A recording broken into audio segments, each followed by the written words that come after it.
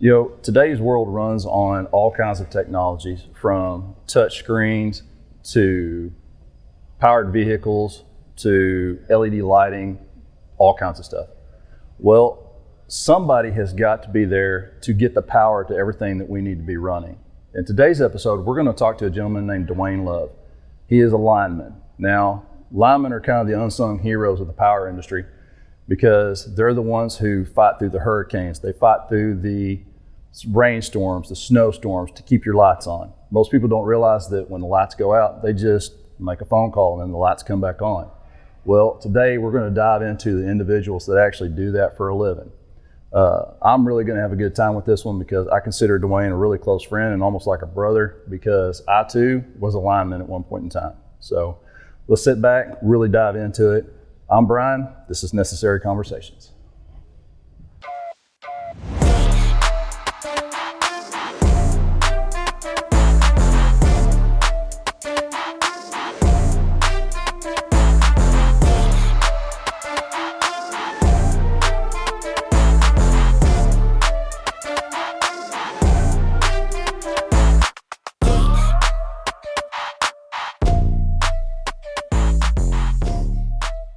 All right, Dwain Love, welcome in. I'm really excited to be able to get to do this conversation with you. I've been looking forward to this one, mainly because you and I share the same field, and this is near and dear to my heart. So I'm really excited to get into it. So let's open up with first off, how many years in the field do you have? And well, I guess we better back up a little bit and say our field is line worker. We're linemen. Yeah. We're both journeyman linemen.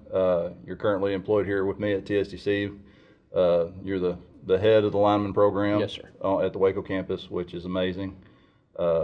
We actually set together and designed this program from the ground up, which gives us a lot of history together.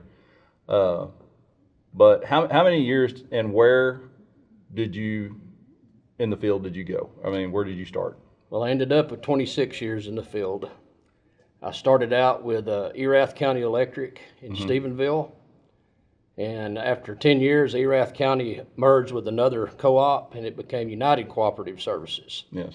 And I did 8 more years there. And in 2000, I moved to Meridian, and I was the district foreman of that area in Meridian. And then in 2008, I left there and started my own contract company, and that lasted about 8 years. And then I came to TSTC. Cool. So And we're glad to have you, 100%. So, all right. So, line worker. A lot of people don't understand what line worker is or what they do. They just know when their power goes off, they call a number and power comes back on later. Yep. And then the longer it takes, the madder they get. That's about all they know from it. And so unless you've been around the field or something, a lot of people don't understand what we actually do. But what I really want to know is what drew you into line worker? What kind of steered you toward that path? you've probably heard this story, but when I was in high school, I didn't enjoy school, and I showed up and I did enough to pass, and I couldn't wait to graduate, and I knew I didn't want to go to school 4 more years. I wanted to get out and work, and I can't remember how I even heard of it was TSTI back then, but anyway, I ended up coming here. I was going to be an airplane mechanic initially, and I didn't last very long in that, and then I got into it wasn't EPC then, it was electrical power distribution, I think is what they called it. Yep. And I was in that a semester, and I noticed these guys across the street climbing these poles, and I thought, man, that looks cool. I was 18 years old, and so I started talking to people, kind of found out what a lineman was, and I just knew that's what I want to do. I liked working outside.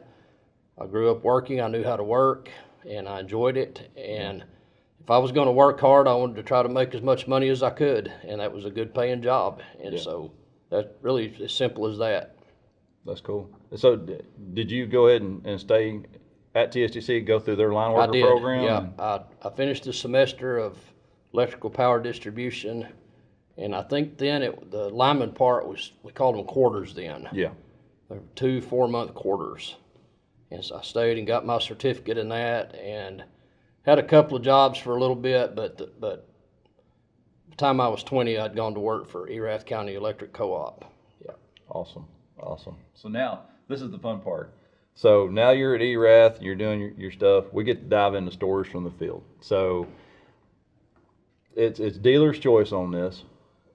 Is there anything that sticks out? Because, the point of this docuseries is to get your experiences and some of the things that you saw out in the field and get it to these students and let them see what they're capable. One, what's out there, what can they do, and then at least give them an idea of, this is some of the stuff that we saw. This is what we got to do. So is there anything that kind of pops in your head? Several things, but I would say Hurricane Katrina was Ooh. You go to a job every day and you kind of lose sight of why you do what you do. And we got to go to Hurricane Katrina in a town north of Slidell. I can't think of the name of it right now. We're about 30 miles north of Slidell. Mm-hmm. And it was a disaster area. It looked like a nuclear bomb had gone off. And the time I got there, they'd been off, I think, already 3 weeks or something like that. Oh, man. And there were people, when we pulled up in those buckets and our crew and stuff, there were people crying. They were so glad to see us. They brought us food. They would have given us anything. And they really appreciated us being there. We would drive through town. There were people holding signs up. We were their heroes at that time. Yeah.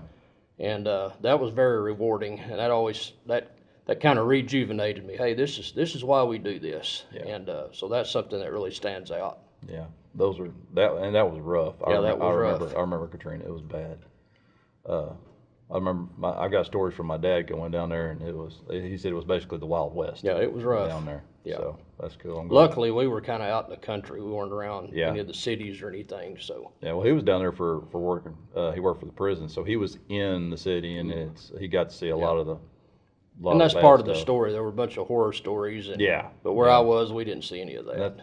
That's a blessing too. So, cool. Now, I like showing different sides of things, and one of my favorite lessons, I guess you could say, that I give to the guys is you learn way more from a failure than you do from a success. And I hold to that, because if it's like I tell the guys whenever they're doing some of the stuff here.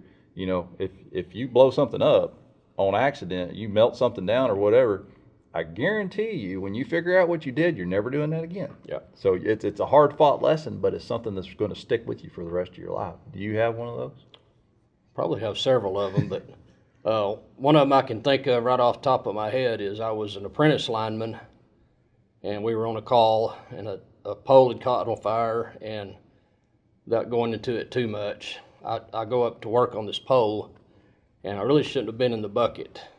And, a guy let me do it, and at the time I was young and I was ambitious and I wanted to do it, but I had a feeling I knew I shouldn't have been up there. But I went ahead and went up there, and sure enough, I cut a wire I shouldn't have cut and broke the top of the pole out, and nobody got hurt, but it could have been really bad. And luckily it wasn't dry or something, or it would have caused a big grass fire. So I just learned, if you're not ready for something, that's okay. Yeah. Step back and learn it. Yeah. Wait till you're ready. Don't get in over your head.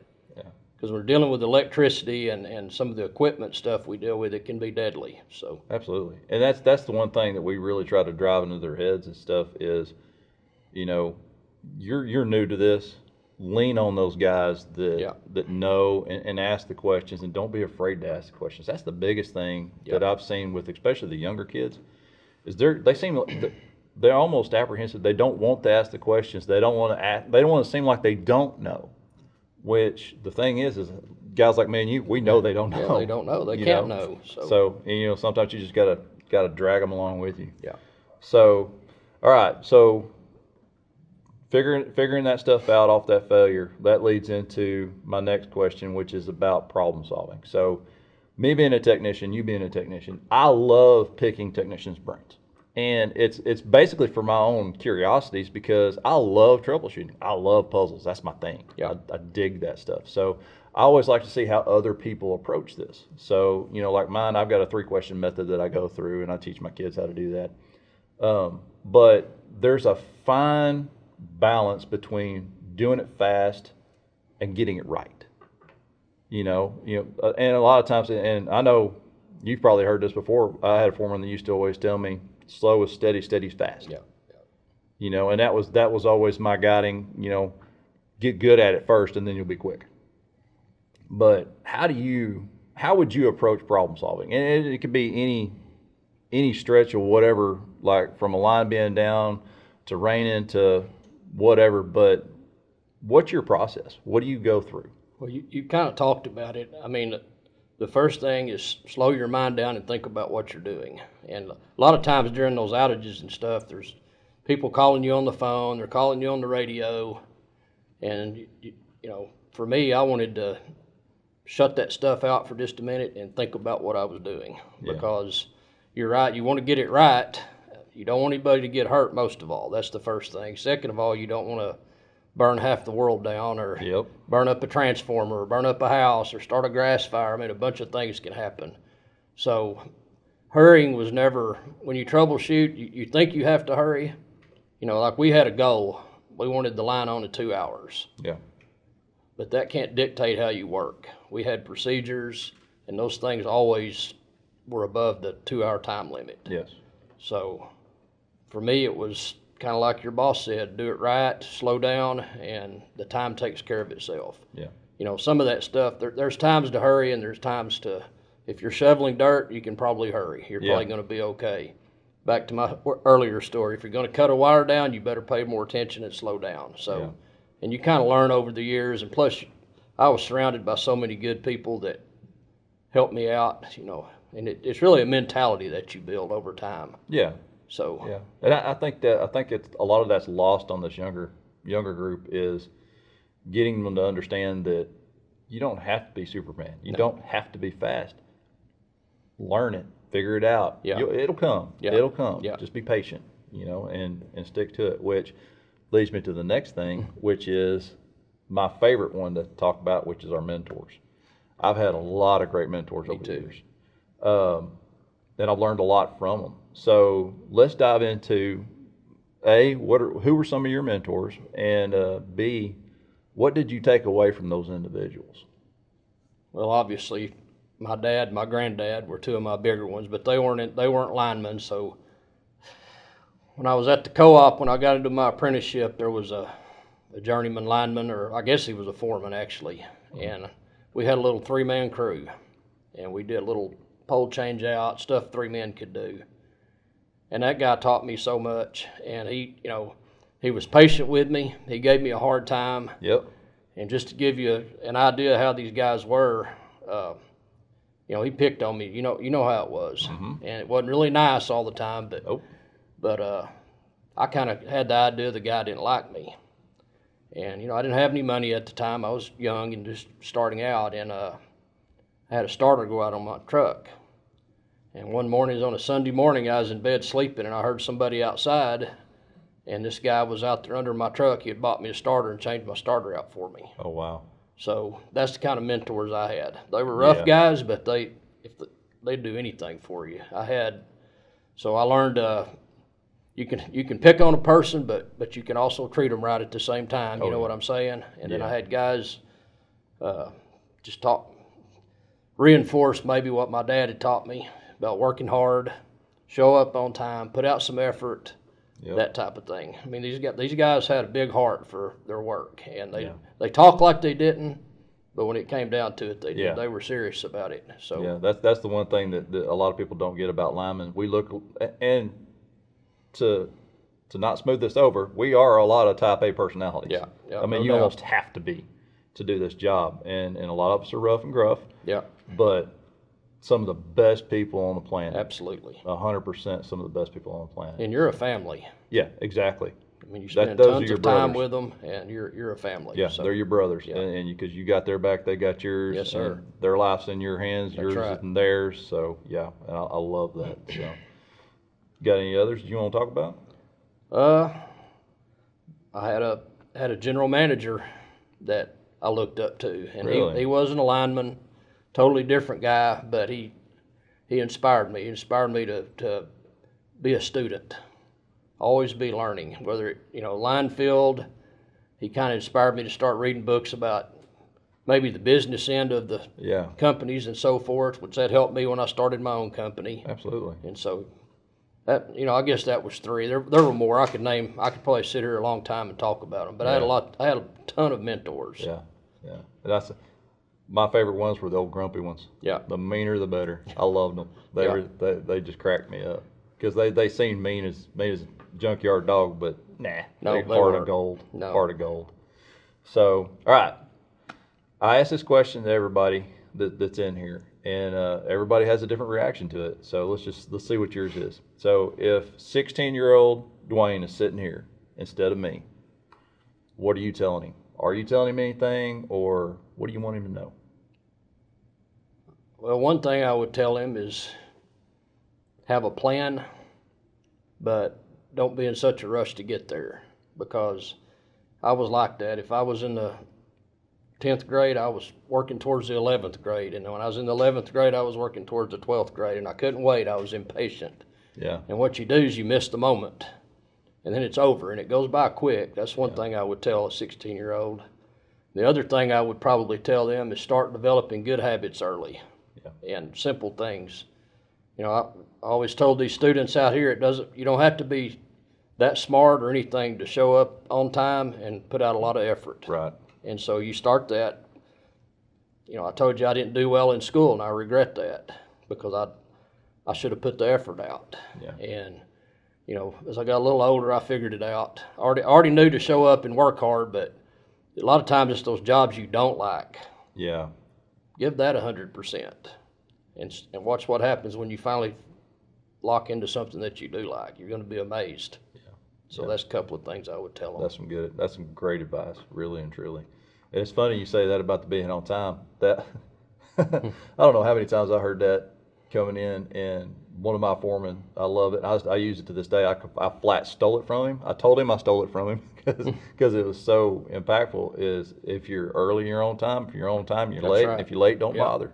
And that's a good way to. And that's how he run his crew, And it gave us a expectation that we had to live up to. And I still think that he was probably one of the ones that made me the lineman that I was, because he was so hard on all of us. Yeah. He wasn't hard on just a few. He was hard on all of everybody. us. Yeah. So, and they threw a party when he retired.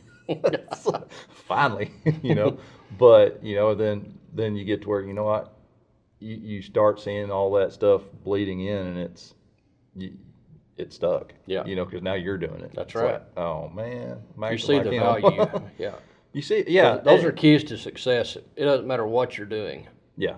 You can show up and give it your best. Absolutely. So, all right, these kids are coming in.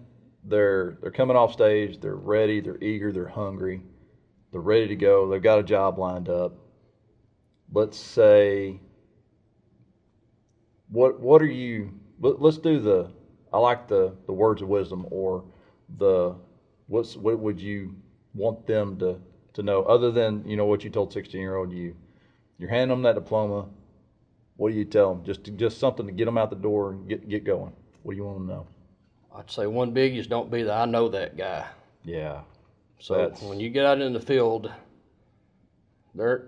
most of these linemen are not going to respect your degree from TSTC. They're just not. They're going to watch and see what you do. Yeah. And you may know something, but a lot of times you'll say I know it, and then you dig into it and you don't really know it. And boy, they will let you have it for that. So don't say that. Yeah. Just no, teach me, or I want to know, or can you explain that to them? And you said it earlier, ask questions. Yep. I would rather drive them nuts asking questions is do something I'm not supposed to do. I agree. All right, so now let's do a little projection. So now you've asked your questions, you've made the steps, you're up, you're a journeyman. Let's give it a 7 years out from graduation. You're there.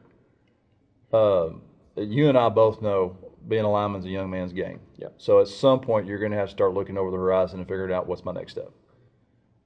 7-year spot. Where do you stand on education? Well, I love education, whether it be formal or just educate yourself. Mm-hmm. But hopefully you've been planning that earlier. That's one thing. And you know, there's different opportunities. We kind of talked about them before, but there's crew foreman. Journeyman can go to a crew foreman. You can end up in a superintendent or a supervisory type job over crews. Some linemen go into the engineering side of the house, which may require some extra education. Yes, sir. They have online classes now. You can get a degree in about anything. Yeah, and that's true. I know a lot of guys that got their degree while they were working. Yeah. And ended up, you know, running most of the company. So, like I said earlier, I would have a plan early, because your body will start telling you around 40 or so, you're going to start thinking, man, I don't know if I can do this. And you've got a ways to go. So definitely educate yourself. Very good. Awesome. So last thing I'm going to hit you with is, in your opinion, what's the most significant impact the line field has had on the world? Well, I mean, the electrical field in general has completely changed the world. Yeah. And when the lights go out, somebody's got to get them back on. I mean, look at our standard of living now from, say, my grandparents. Yeah. I'm 54, so my grandparents grew up with no indoor plumbing, Right. no electricity, maybe a light bulb in their house, Yeah. maybe. And now we have air conditioners, we have heaters, we can plug our phones in and charge them. We can run a toaster in our house. We didn't have those things not that long ago. And we need skilled people that can keep the stuff going, build it, maintain it, and troubleshoot it. Yeah. We have to have that. I'd say it's a huge imprint on this world. Yeah. And totally necessary. And it's growing. It's growing. By the day. Yes, it is. You know, that infrastructure is not getting any smaller. No, it's not. So we need everybody we can get. Exactly. So, all right. Well, man, this has been fun. It has. I've enjoyed really enjoyed this. Thank you for coming in. it. Thank you, Brian, for having me. I appreciate it. Yes, sir.